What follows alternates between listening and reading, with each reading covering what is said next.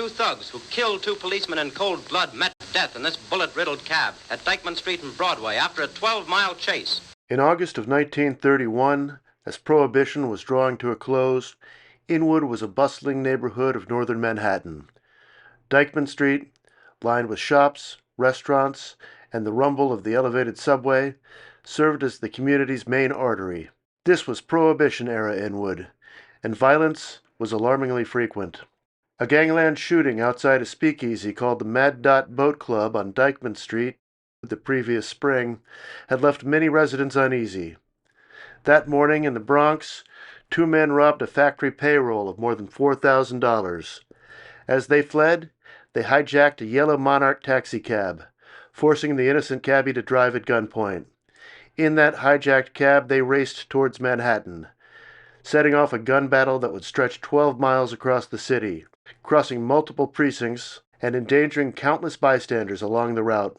Lacking radios to coordinate their efforts, officers clung to the running boards of taxicabs, firing from moving vehicles as the chase tore through the city. The bloody pursuit would dominate the news, and in the days that followed, unite law enforcement as New York came to grips with a new breed of criminal, the gangster. Along the route, stray gunfire struck bystanders. Among the victims was 4-year-old Gloria Lopez, killed during the running firefight, a stark reminder of how indiscriminate and uncontrolled the violence had become. The chase wound its way into Inwood and onto Dyckman Street.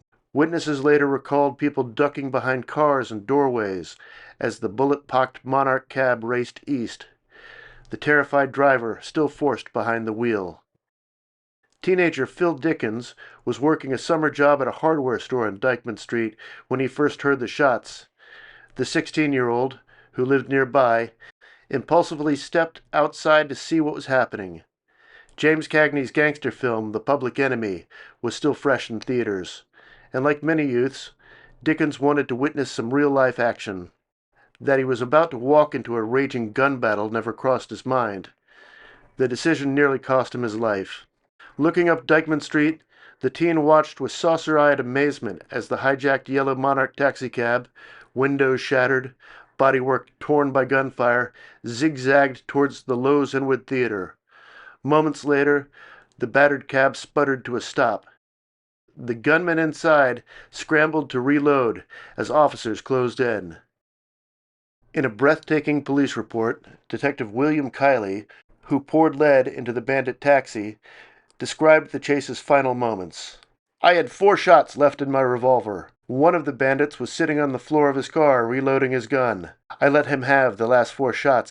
I yelled at Walker that the other bandit was kneeling on the seat of the cab, also reloading his gun, and Walker fired at him." The final shootout played out in the shadow of the old movie house, its marquee casting a dim glow over the scene. Nearly 200 shots were fired. When it was over, 2 police officers were dead. 4-year-old Gloria Lopez was dead, and both suspects lay dead inside the bullet-riddled cab. The incident made national headlines. In the months that followed, the NYPD accelerated the installation of radios in patrol cars and re-examined its pursuit protocols for crowded urban neighborhoods. Today, little on Dyckman Street suggests the violence of that afternoon.